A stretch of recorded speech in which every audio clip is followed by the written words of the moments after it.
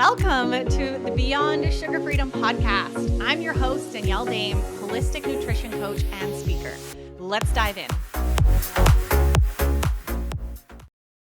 Hello, everyone. Welcome back to another episode on the Beyond Sugar Freedom podcast.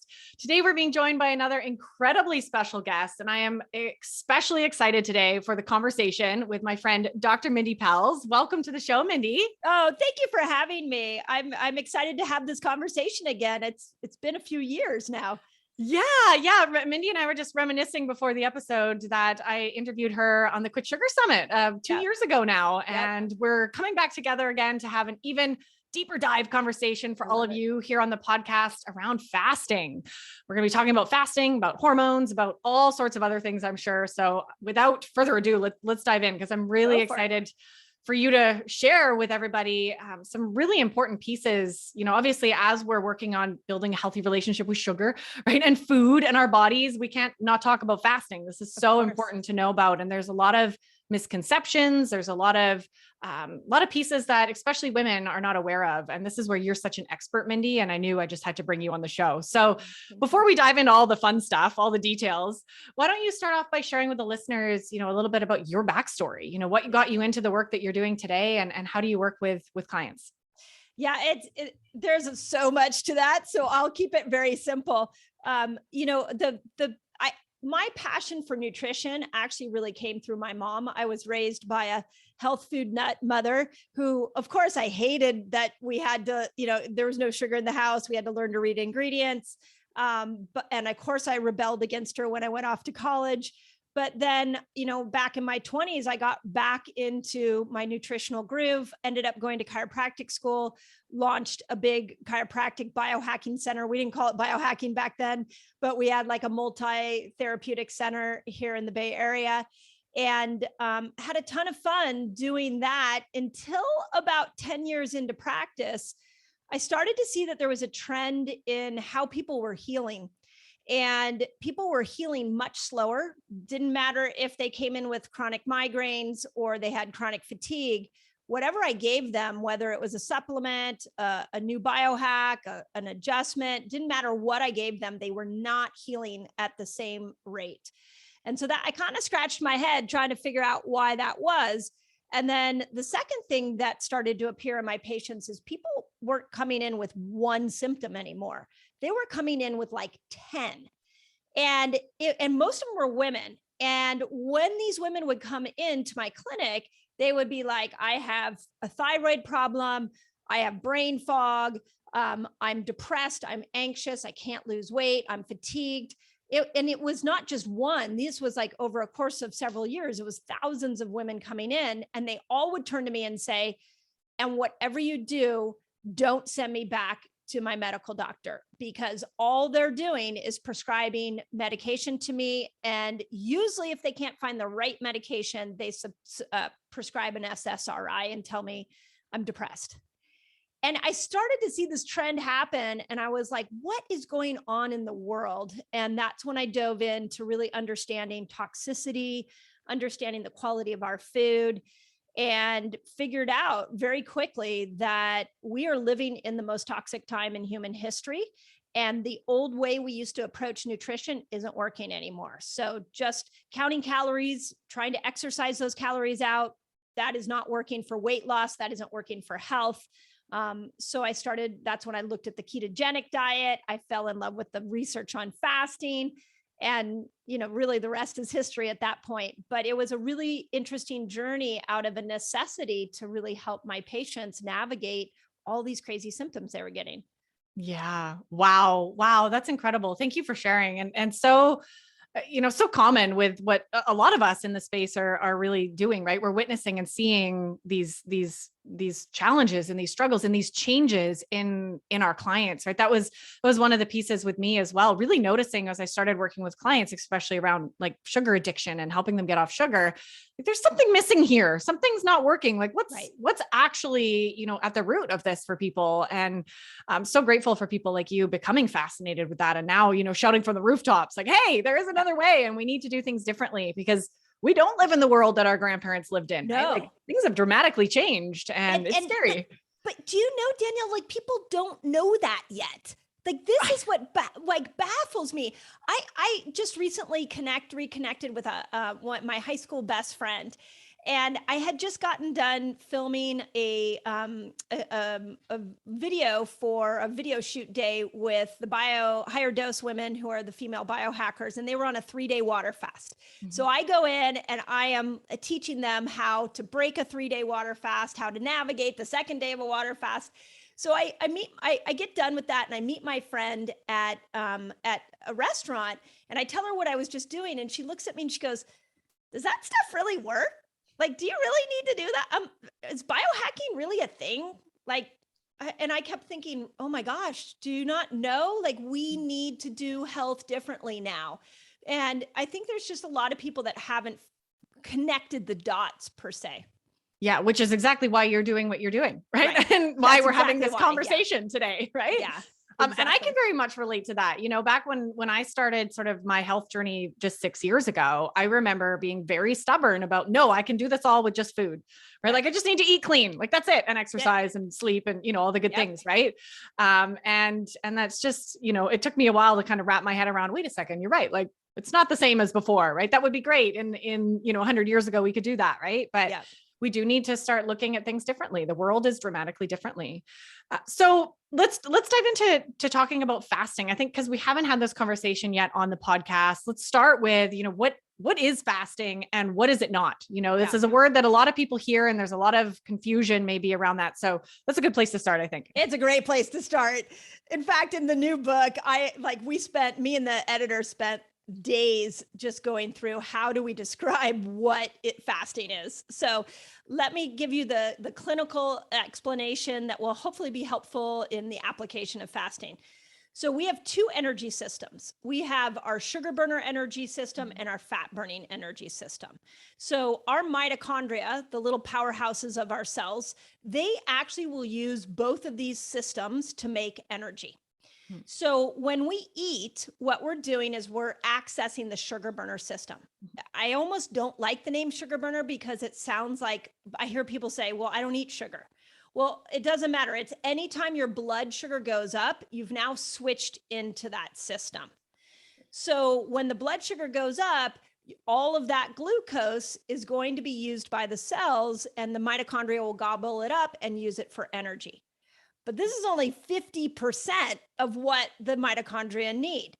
So 8 hours after the last thing went into your mouth, your body starts switching over into the fat burning system. And you need about 4 more hours for it to officially get over into the system. Everybody's a little different, but it takes somewhere between 8, I would even say 5 hours, 8 and 13 hours after your last meal that your body is now going to switch over, and it's going to be a fat burner. Mm-hmm. Now, what it means to be a fat burner is exactly what it sounds like. Your intelligent body goes and finds the fat it stored years ago, and it burns that up. And in that byproduct of burning that fat up, it produces something called a ketone. Mm-hmm. Well, the ketone is the other 50% of the fuel source that those mitochondria need. So in that transition from sugar burner to fat burner, when you are in that fat burning state and you're making ketones, that is the fasted state. That is when you are fasting. So when you hear people say, I'm fasting right now, I'm skipping a meal, what they're trying to do is not go back to the sugar burner system. They're trying to stay in the fat burner system as long as they possibly can so that they can make more ketones, create more healing, and burn more fat. Yeah. Wow. I love that. Thank you for explaining that. That's so great. Hopefully that's making sense to everybody. And, you know, we've had some of these conversations. Hopefully some of these words are familiar to all of you by now. And, you know, one of the things too, that I know you'll tap in on, right? That I always loved when I started learning about fasting was more even just about the fact that my body could actually flush out its own toxins. Amazing. Like my body can actually, like autophagy and flushing, like maybe speak to that for a minute. Like how is that? That was sort of my next question for you anyway. You know, what does fasting actually help with? Like, why bother? I know, you know, I had a lot of resistance to it years ago before I realized how incredibly important it was, you know, because I love food and having an empty stomach feels crappy. Like it sucks. And it's not something I've ever done in my whole life. And, obviously there was a lot of blood sugar dysregulation as well that caused that hanger. And I just, the panic around having an empty stomach. But for those who are in that place of like, I don't want to skip a meal, or this is dangerous, or I love food, maybe some motivation. You could provide some motivation, right? Around like, what does fasting actually help with outside of switching, between those burning centers? Yeah. And more importantly, as well, keeping, in mind the topic of this podcast, can fasting actually help with sugar addiction and with sugar cravings, and how so? Oh, so good. So there's so much in both of those. Yeah. So the first thing I want to say, if you're like, well, I tried fasting, or I'm not sure about fasting, here's how I really encourage people to look at fasting. It is a healing state. You're not just burning fat. You are moving your body into an accelerated healing state, very much like sleep. Sleep is a healing state. So when people say to me, well, fasting doesn't work for me, I refute that, because that would be like saying that sleep doesn't work for you. Mm-hmm. Now, some people have trouble sleeping, but when they sleep, there's a healing response. So the same thing with fasting. So once we've established that, the thing to know is the longer you fast, the more healing happens. So if we just kind of look at the time period, about 13 to 15 hours in this fasted state, your body's making ketones. We just talked about that. Ketones will go up into the brain because the 50% of your brain needs ketones. So if you've never fasted, this is such a huge point. If you have never fasted, you have been depriving your brain of 50% of its fuel source. So we got to teach the world to fast, especially when we're looking at more depression, anxiety. We've got learning disabilities. I mean, there's so many things that are happening to the human brain right now that could be helped just by helping people learn how to make ketones so that we get the right fuel source into the brain. So that usually happens about 13 to 15 hours. At about 17 hours of fasting, which if you've never fasted before sounds horrific, but I will just tell you that once you train yourself to fast, it's really quite easy. Your body will tap into something called autophagy. And this is how incredibly brilliant we were designed. When the body goes into this autophagy state, what it does is it's basically the intelligence says, you know what? There's no blood sugar coming in. So I'm thinking we need to be more efficient. And it turns within and it starts repairing the inner mechanisms of the cell. So it makes your mitochondria stronger. It cleans up proteins inside the cell. It looks around, and if there's any viruses in the cell, it kicks it out. If that cell was going to be a cancer cell, it will kill it. That's a process called apoptosis. So regular fasting is a great way of cleaning out cancer cells. The other thing it'll do is if there's an old sluggish aging cell, we call those senescent cells, it gets rid of those. So 17 hours of on a regular basis of fasting is going to slow the aging process down. So, and that once you learn how to fast, that's not that hard to do. I promise. I can take the most dubious faster and get them 17-hour fasting pretty quick. But it doesn't stop at that point. 24 hours, your whole intestinal tract will reboot and create new stem cells. So if you've been on antibiotics, or you've been on birth control, or you've been eating a bad diet, you can repair your microbiome. 36 hours of fasting and your body goes and tries to find more fat. So it'll go into the fatty liver. It'll go into the fat in between your muscles. It'll burn that. 48 hours, it resets your whole dopamine pathways. So all of a sudden now you're going to experience joy more when you come off that fast, which we see all the time. And at 72 hours, you reboot your whole immune system. So old white blood cells that aren't working get swept out and new ones form. I don't know a drug, a diet, an exercise, a supplement that can accomplish all of that and not cost you a dime. Yeah, that's the really interesting part, right? And why so many people like, oh, this sounds too good to be true, right? It's free, doesn't cost me anything. And probably why hasn't been talked about as commonly as most of us know now how our food industry works and all the powers at play, right? Like nobody makes any money off of you fasting. No. Right. I mean, they're trying to, there's ways to kind of get in there, but nobody makes money No. off of you not eating, right? Like, right. It's such a good point. When I first dove into the studies on autophagy, the guy who won the Nobel Prize in medicine and physiology, his name's Dr. Osumi, he won a Nobel Prize, and I'm just going to keep saying this, in medicine and physiology back in about 2015. And it got press, but it didn't get as much press because what happened was the pharmaceutical industry went to try to make a drug that would do the same thing, and they failed. So it was the fasters that brought autophagy to the world, but it was grassroots because they couldn't make a drug, so you didn't see it in the publicity. And it's crazy. It's free, it's time efficient. If we're going to overturn metabolic health in our world, it has to be free and time efficient. We can't make health something that only the wealthy can afford. So fasting is the door in to health for every single human on the planet. And everybody can do it. Everybody can afford it. Everybody has time for it. yeah, I so love that. And even the conversation around, because I think back to, when I was a broke student, like, eating healthy is expensive. And this is like such a win-win, because this is where my mind goes, right? And some people listening, like, you can actually like do this obviously in a healthy way. There's a lot of very unhealthy ways to fast, but, like skip, having those longer fasts, you get to save money on groceries, right? Like you're not eating for 2 days. Right. And then you can maybe, for the days that you are eating, actually buy organic, actually buy like good, high quality foods. Right. And then you're going to be like back to where you were, financially. So kind of one of those like side benefits. Yeah. I say that all the time because I feel it's ridiculous, at least here in America, it may be the same thing in Canada, that in order to buy organic, so you have to pay more. That makes no sense. So you didn't spray something on my food. You left it how it was meant to be, and I have to pay you more for that. Yeah.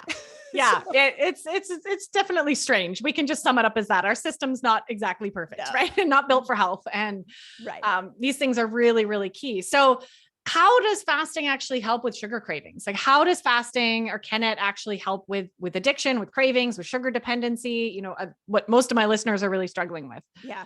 So the first thing is to remember that you have this whole other fat burning system. Mm-hmm. And when you are on a sugar up and down, when you crave sugar and you eat sugar, it spikes your blood sugar. And as high as your blood sugar goes is as low as it'll go. So you're already on this roller coaster of up and down. Well, once you start to apply a fasting lifestyle, which in a fasting lifestyle, what we try to do is have people eat more protein, have them eat more of nature's carbs. So it's not, to me, going into ketosis isn't necessarily an issue of lowering carbs. It's just switching over to nature's carbs. Fruits are in that. You can eat nature's carbs, the right proteins and good fats, and you just switch somebody's diet to that. And you don't have them count calories. They don't have to even fast at that point. If all they do is make that food change, they will get off the up and down of their blood sugar. Okay, I'm not going to lie, it may be painful the first couple of days that you make that switch, but I have seen it only takes about 3 days of applying the right foods, and all of a sudden the blood sugar stables out.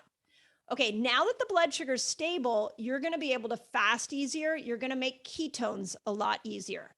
Once your body starts making ketones go up into the brain and they kill hunger. Mm-hmm. So when they kill hunger, now we're not fighting hunger signals. So that's good. But we also know that hunger isn't just because you're hungry. You might want the dopamine rush. You might be bored. There's a lot of reasons for it. So what the ketones also do is they'll calm you. They give you better mental clarity. The ketones are really loved by the prefrontal cortex, which is the part of the brain that can make more logical decisions.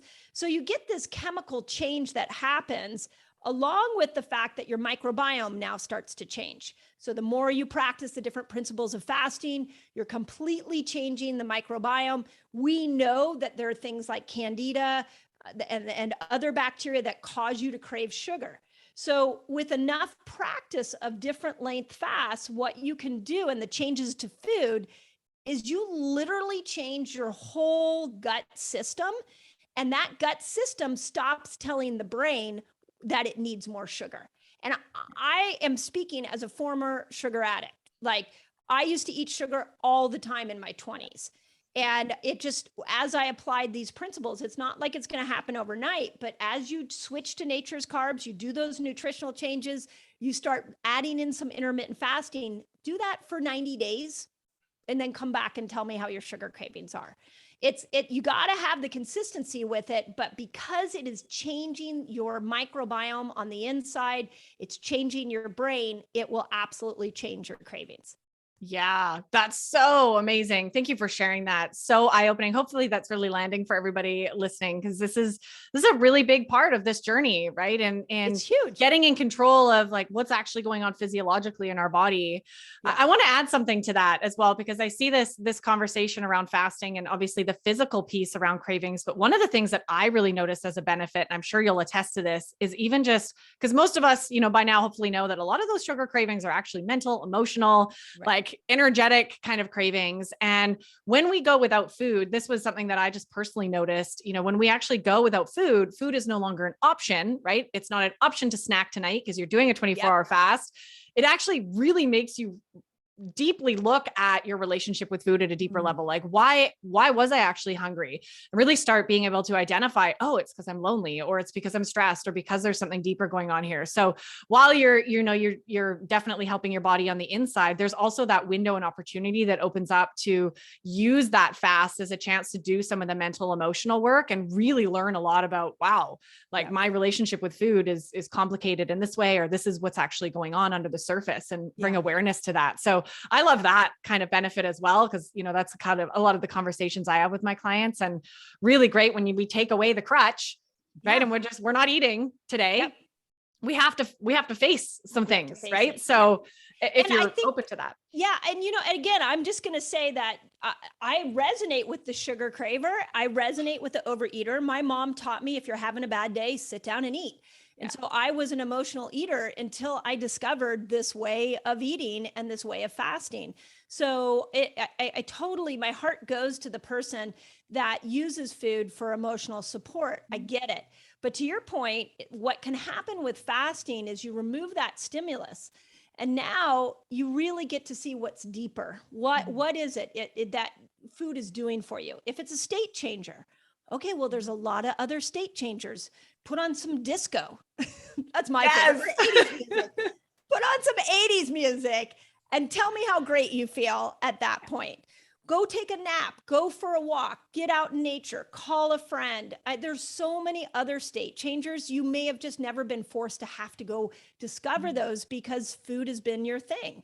So we can start to get to the root of what is causing us to overeat. I am not saying that it's simple, but I'm saying it's effective.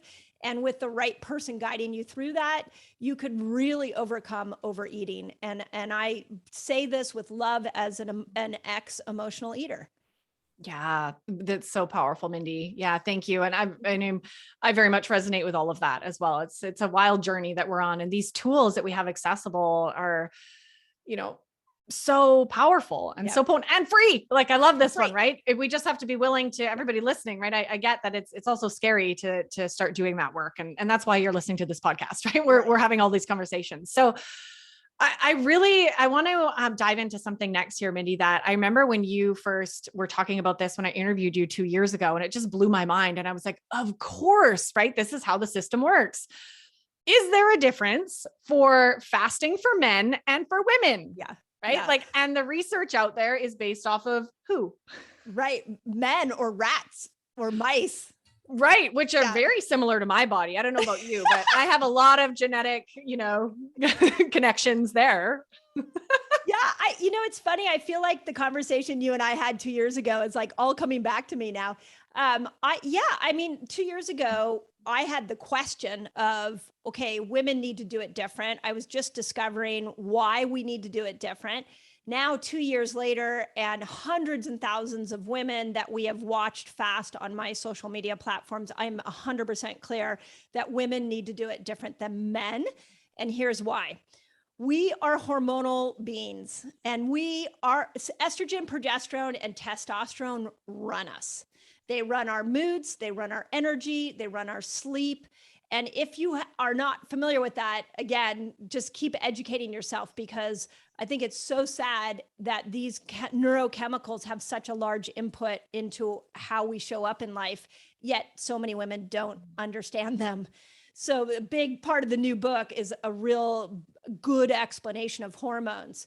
But because of that, when you break down estrogen, progesterone, and testosterone, they each want different things from you. If estrogen could send you a message, estrogen would say, I love when you go keto. I love when you bring carbs down. I love when you fast, because when you fast, I can shine. Okay, well, you only get estrogen coming in from day 1 of your cycle through ovulation. Day 15 is going to be the peak of estrogen, and then estrogen is going to decline in the back half. So let's go keto. Let's do more fasting in the front half.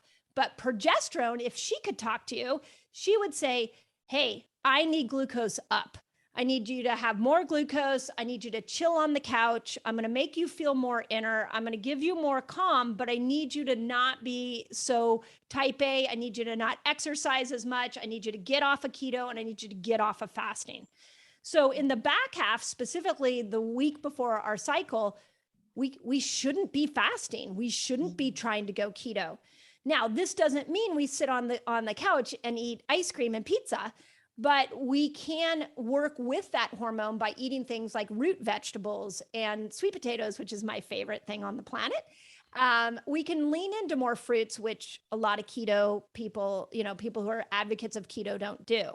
So the key about fasting, and I'm going to pair that ketogenic diet with that, is that at different times of our monthly cycle, we need to do it differently.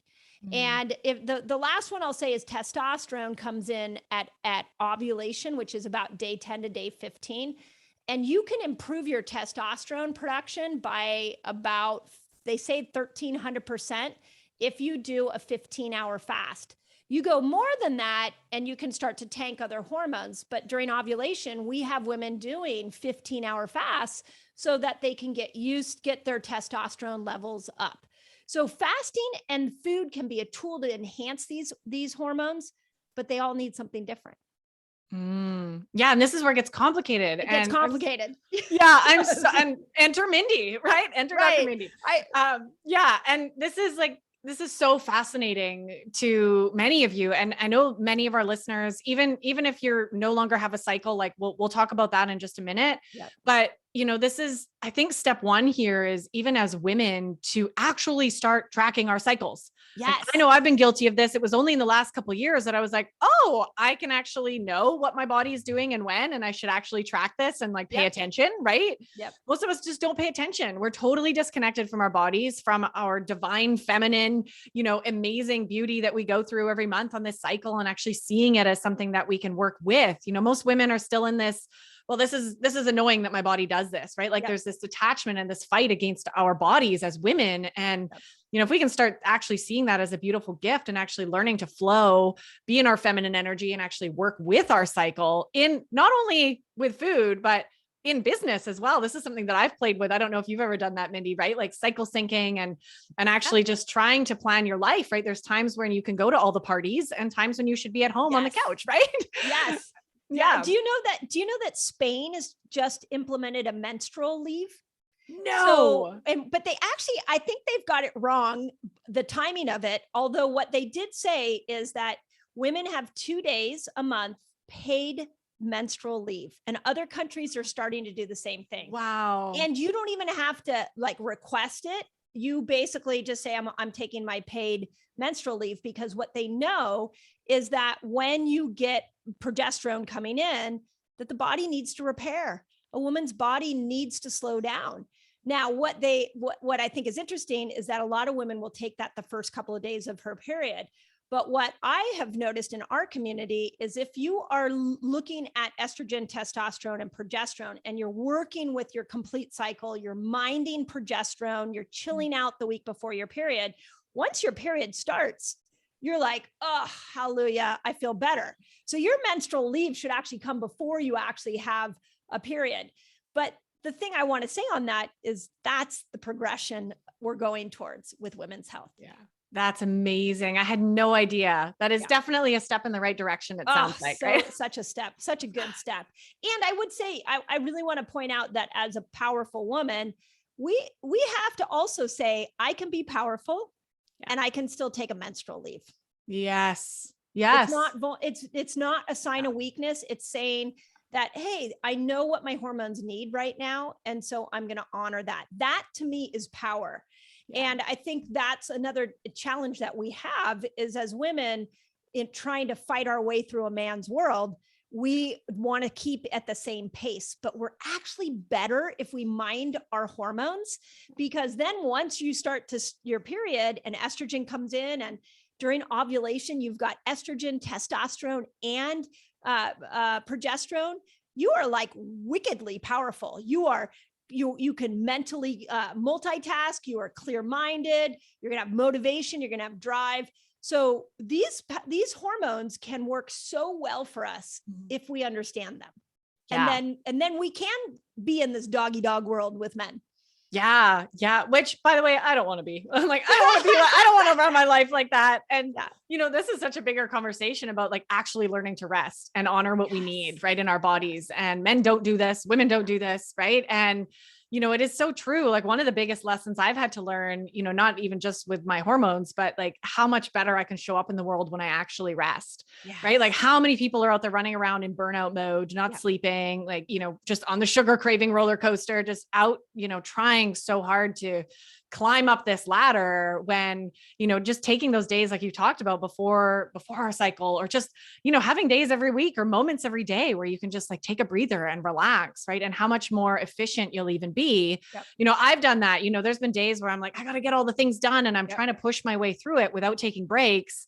And I become so inefficient. And, one task takes me, twice as long as it needs to because I didn't take a break. So we need to start realizing the truth of that, right? Like, the more we actually take a break, right? Go have a lunch break, sit down, eat lunch. Don't just power through life, right? We actually do become way more powerful and more efficient, and our brain works better and we're happier and we'll show up, better for the people in our lives. And there's just so many reasons why we kind of need to find that balance. And I love that you mentioned that, because I think a lot of people, I used to be in that mindset as well, that this is, must keep up, right? Must do all the things that men are doing. And I'm weak because I can't. Right. And this is what we do in fasting. We're like, a lot of women will fast with their husbands, and their husband is like, oh, I'm going to go all day today. Right.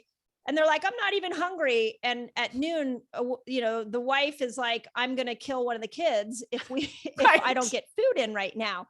And it could be that it's at the wrong time of her cycle.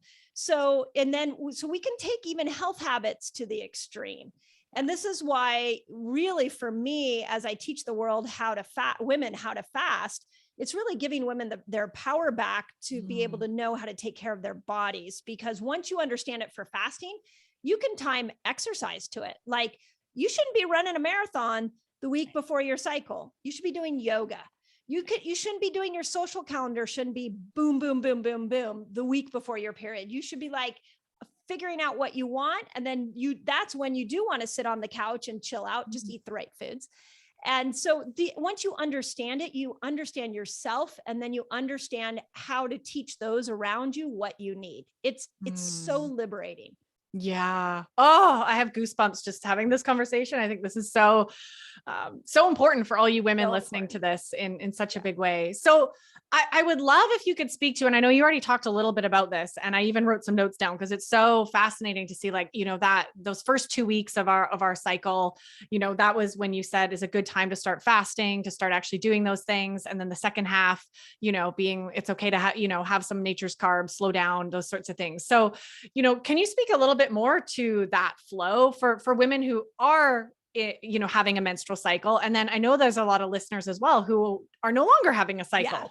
So what's the difference and changes there in fasting, once you no longer have that? Yeah. Do you want me to do postmenopausal first, or you want me to start with the cycle? or does it? Let's start with the cycle. Okay.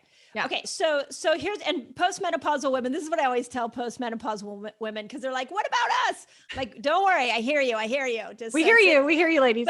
But here's what I think happens to the postmenopausal woman is you need to understand your hormones. So when I tell you your fasting regime, you want to know what these hormones do. And the best way I can help a postmenopausal woman understand it is to bring her mind back to what she was doing when she was cycling. So here's the most simple way. Day 1 through day 10 of your cycle is when estrogen is building. So at day 1, estrogen, all your hormones are quite low, but over that 10-day period, estrogen will build. One of the key parts of estrogen is that you're going to want to stimulate autophagy. So we talked about this. There are 2 parts of the body that do so well with autophagy, and they both are the parts that create estrogen. So your hypothalamus pituitary, you can clean, if you have toxins in there, you have any inflammation in that area, you can clean that up by just doing some 17-hour fasts. The other area that does really well with autophagy, the thecal cells around your ovaries. So if you're having any kind of ovulation challenges, infertility, or if we've got like PCOS, women with PCOS, you go in day 1 through day 10 into a 17-hour fast. Like each day of the part of what we do in fasting is create a rhythm with it. You go 17 hours for those each day for 10 days. You are cleaning up the system that will help you make estrogen. So that's the first 10 days. Then when you get into ovulation, we're now day 11 to day 15. This is where estrogen is at its peak and testosterone is coming in really strong, and you get a little bit of progesterone. Now, what you need for estrogen and testosterone is you have to be able to break those hormones down. So it's not enough just to make the hormone, you've got to break it down, and you break those hormones down in your liver and your gut. So day 10 to 15, you want to lean into more vegetables. You want to feed your microbiome. And this may require that you build up more carbs, because when we start to look at all the vegetables out there, they will start to add up, which is why low keto isn't necessarily the best right then. But I'm not saying you go into a really, high carb diet. You just really want to put your carb attention on the vegetables, specifically green vegetables. You also really want to stay off of alcohol if you can at that point, because you need your liver to break down estrogen. You can do a 15-hour fast during that time because testosterone likes that. So testosterone likes the 15-hour fast. So that's ovulation. Then you come out of ovulation, your hormones dip in. So we're day about 16 to 18, your hormones are down. You can do more fasting, more keto if you want, but then day 19, progesterone's coming in, and this part always baffles me. Your body actually makes itself more insulin resistant the week before your cycle so that there's more glucose in your system so that you can make progesterone. Wow. That's how brilliant we are. So at day 19, what you've got to do is raise your carbs. But what most women say to me, I don't want to gain weight. So great, let's do fibery carbs. Let's do nature's carbs. And this is where you don't want to fast, because anytime you raise cortisol, fasting will raise cortisol, exercise raises cortisol. So we have examples of good things raising cortisol in our cold plunges. Everybody's doing those cold plunges. That's raising cortisol. But anytime cortisol goes up, progesterone tanks. Progesterone goes down. So now we've got to go into a little more carbs. We've got to go into less fasting, and we're going to allow progesterone to do her thing. If you follow that, and then day 1 starts, now you're back in longer fasts. You're trying to stimulate autophagy. You're going into more restriction with carbs. If you follow that rhythm, I call it the fasting cycle. If you follow that rhythm, you will find that not only do you drop weight, not only can you undo things like PCOS, infertility, not only are you going to feel incredible during ovulation, you may not feel incredible the week before your period. I don't think we were meant to feel incredible the week before our period, but you will see that there's a rhythm with your hormones that you will step into that makes you the best version of you. So that is what we've been teaching women. And it's crazy. Like, I had so many people on my YouTube channel that were like, I started fasting. I got so excited about it. I did 1 meal a day for 6 months and my hair started falling out and I lost my period. What's going on? Wow. And we just put them back on that cycle that I just showed you. And within 30 to 60 days, their cycle's back, hair starts growing back because you're working with your hormones. So that's it in a nutshell. Again, the new book will have all of it written out with recipes and everything, and charts and things to see. But for right now, understand that's the rhythm you're trying to recreate. Yeah. Yeah. Oh, so important. Thank you. I needed that reminder. Like, this is really good for me. This is selfishly all for me today. Hopefully some of you as well. As a podcast host, did you not know that? Yeah. That's why I started my podcast, right? Just to get this for me and a little bit for all of you listening, of course. Yeah. So what about for postmenopausal women? How does fasting play in there and how does that flow work? Yeah. So couple things that women need to know in postmenopause. For starters, when estrogen goes down after 40, you become more insulin resistant. Mm-hmm. So if you're like in your mid 40s, gaining weight, trying to do the same hacks that you did forever, and you're frustrated, I just want to say it's not your fault. Mm-hmm. Estrogen went down. Okay. So now how do we work with estrogen? Well, I just taught you the principle of that. That's more fasting, more keto. We'll come back and I'll teach it to you guys in like a 1 week period because you don't have a cycle to track to. So we typically do a weekly variation. The other thing that we know tanks is progesterone. Well, ask any 47-year-old woman how she's feeling in the midst of perimenopause and anxiety, trouble relaxing in her body. These are all very common symptoms. Well, now we got to apply the principle of no fasting, more carbs. With testosterone, as a woman goes through menopause, you actually shouldn't have testosterone tank. If testosterone's tanking, it's usually because stress was really high. So when we are under high stress diets, it will absolutely, or high stress living will tank our testosterone. So we want to find some fluidity with your fasting and eating that keeps testosterone at bay. Okay, now that we know that, here's the rhythm, is that 5 days a week, you're just going to intermittent fast. So 13 to 15 hours, nothing extreme. And you're going to really try to stay lower carb. If you wanted to track it, I would say 50 net grams that day in carbohydrate load would be perfect. Those 5 days, you are now regulating estrogen. If let's say you're listening, you're 60 years old, you have less estrogen at 60 than you did at 30.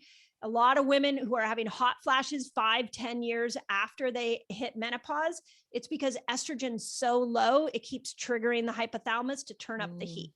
So 5 days a week, we can start to balance estrogen out by just going into intermittent fasting and keto. I have a version of keto called Ketobiotic, where I really have you focus in on the vegetables. Now, 1 day a week, you're going to stretch your fast. So you're going to try to go to 24 hours if you can. Now, if you've never fasted, you're probably like, just turn the podcast off right now. I promise the more you fast, the easier it gets. That's the thing about dieting is how many diets have you been on where the more you do it, the harder it gets.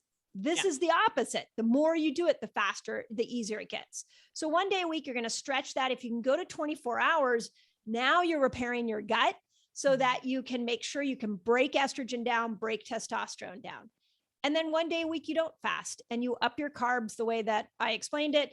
In the book, we call it hormone feasting foods or hormone building foods. It's really about building up those hormones, specifically progesterone is the hormone you're trying to build. So it's called a 5-1-1 variation. And that's 5 days of intermittent fasting, 1 day of elongating the fast, and 1 day of no fast. And for postmenopausal women, I can't even count the number of times I've seen women lose weight, get off their HRT if that's what they're trying to do. I've seen them, their hot flashes go away, energy go up, mental clarity just by following that 5-1-1. Yeah. Amazing. Amazing. That's so helpful to understand the difference. And I love that because that, like, for me, that would be easier to follow. So like when I get there, that's going to be great because it's not changing every week, right? It's like the same every week, Monday to Friday. This is what I'm doing. Right. Saturday, Sunday. This is what I'm doing. Yeah. No, I'm like 52 years old and I'm like close. And I'm like, come on, let's just go to the other side of menopause because it's gonna be a whole lot easier. If the hardest is to teach women who have a cycle, it's even harder to teach perimenopausal women that have a 30 to 60 day cycle or like a 90-day cycle. So in the book, I've got all those scenarios mapped out for women. Amazing. But knowing the principles, you can start to play with those tools and figure out what you need. Yeah, absolutely. Amazing. And I want to attest to what you just said as well. Everybody listening, a personal experience from someone who like was a food hangry monster every time I woke up in the morning. Yep. It does get so much easier. Now there's even some days where I like accidentally fast and I'm like, oh man, I totally forgot to eat. Right. Like, okay, I guess I'm fasting today. Yeah. It's not necessarily always the best way to do it, but it does, like, that hunger doesn't control you in the same way. And it's usually, I don't have a lot of experience doing longer fasts. That's still a goal of mine and something I'm going to be absorbing all your YouTube videos to set myself up for that for sure. Awesome. But it is like those first 24 hours that are the hardest. Right. And after that, like, the hunger's gone. It's like, you just don't even notice anymore. Yeah. And, if you're actually setting yourself up and doing it correctly, right. Making sure your body has what it needs. And, it's not as hard as you think. And it gets so much easier. I remember my first time fasting, it was like, I couldn't even make it to 10 hours. I was like, I need food. Right. Yeah. Me too. And I was the hangry person too. I mean, this is what I always try to tell people, like, literally, I was the person that carried snacks everywhere with me. I did not want to go without food. So when I first learned about intermittent fasting, my brain went, okay, I could try that for a day. I'll try it for a day. And then I read, oh, you're supposed to do it like every day? Huh. So but once you train your body, it's like running 26 miles, like running a marathon. You can't imagine running a marathon if you've never put running shoes on. But once you put running shoes on, you start training, all of a sudden you start to chunk this down. Then all of a sudden 26 miles becomes a little bit more doable. Yeah, that's such a great analogy. I love that. I love that so much. And this has been such a jam-packed episode. I want to keep talking to you for hours, but I want to be respectful of your time. So is there anything that you haven't mentioned, any last notes that you really want to share with the audience? Yeah, I think the biggest thing I want people to know in general is that your body was born to fast. Women need to fast differently than men. So if you have a man in your life you're fasting with, stop comparing yourself.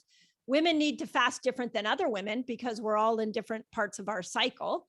This is another reason why I think we don't have enough research on us, because if you did 100 women, you'd have to get 100 women all in the same time of their cycle.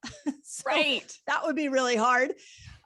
So know that this is a principle that will heal you. You just got to find your rhythm. And we have been living in a one-size-fits-all healthcare system. And part of the new paradigm that's emerging in healthcare right now is personalized, customized paths for ourselves. It is harder. I get it. It's harder. It'd be easy. It's so much easier to go into your doctor's office and take the pill they give you. But so many people have done that only to be frustrated. So when we start to learn principles like we just talked about, be patient with yourself. Dip into the resource. Part of why I put so much information out there is so that you have those resources. When I went and launched this book to all the different publishers, one of the reasons I picked Hay House is they were like, women don't have this book. They need this book. And so this is why we put it all into a book. So just do not give up on yourself, because the body is meant to heal. And if you're struggling with that, keep searching, keep practicing, and eventually your body will click and you will discover a whole new way to live in this incredible fleshy thing we get to carry around. This flesh sack that we're living in. I love it. Right. The flesh sack. Yes. Oh, that's so powerful. Thank you for ending on that note. And to add to that, right? Get support. This is stuff like I get support with all the things that I'm trying to change, because it's so amazing how our brain tricks us out of things that we're like, I'm going to do it today. And then we don't have a community. We don't have support. We don't have accountability. We will trick ourselves into quitting immediately. So reach out to, if you're resonating with anything that Mindy's sharing today. And where can everybody find more about you online, Mindy? And please tell us the name of this book. I know you've been talking about this amazing book coming up. I want to hear more. Okay. So you can find, I'm pretty much everywhere. YouTube is really my passion project. I put out 2 to 3 new videos every week. And a lot of it is based off questions that my audience asks or new research that I find. So that's a good starting spot, but I'm on all social media. We do have a free fasting group in Facebook called the Resetter Collaborative. Incredible fasting support there, so you can join that. We have a membership group called the Reset Academy, where you can come in a smaller environment. I'm over there. I've got a team of coaches that are over there that are helping people find their own unique fasting groove. And then, if you forget all that, you can go to drmindypelz.com and everything's there. The name of the book is called Fast Like a Girl. And it's the first manual. I go through 6 fasts and 2 food styles. I just got done editing the last part of it. It goes back next week, back to Hay House. I'm really proud of this. And I'm just excited for people to get it. Yeah. So you can pre-order this now online. You can go to Amazon. Yeah. Yes. Yeah. I'm getting in on it. Everybody can join me. We need to get this book. I will make sure, Mindy, that all of those links are below this in the show notes. So if anybody gets lost, you can find all the links to everything that Mindy's been chatting about in the show notes. And I can't thank you enough, Mindy, for being here. This has been such a great conversation. Like I said, mostly for me, but hopefully for everybody listening as well. I know. And I can't wait to bring you back in the future. There's so much more to talk about. And I'm just so grateful for everything that you're putting out there and doing. So everybody listening, go follow Mindy, watch her amazing YouTube videos. That I definitely am going to be doing that. Pre-order the book. And we look forward to having a conversation again soon with you, Mindy. Yeah. Thank you, Danielle. I love this. And anybody, if you get stuck, find me, reach out. I just don't give up on yourself. That's the only thing I ask. Yes. Yes. Amazing. All right, everyone. We'll see you on the next episode. Thank you for tuning in to another episode. If you're loving what we talked about today, please remember to subscribe, leave a review, and share this episode with someone you love. And if you're ready to dive deeper into discovering your root causes and patterns that are keeping you hooked on sugar, be sure to check out our brand new free workshop series that will help you kick emotional eating for good. Find the link to download this free series and other amazing resources in the show notes below.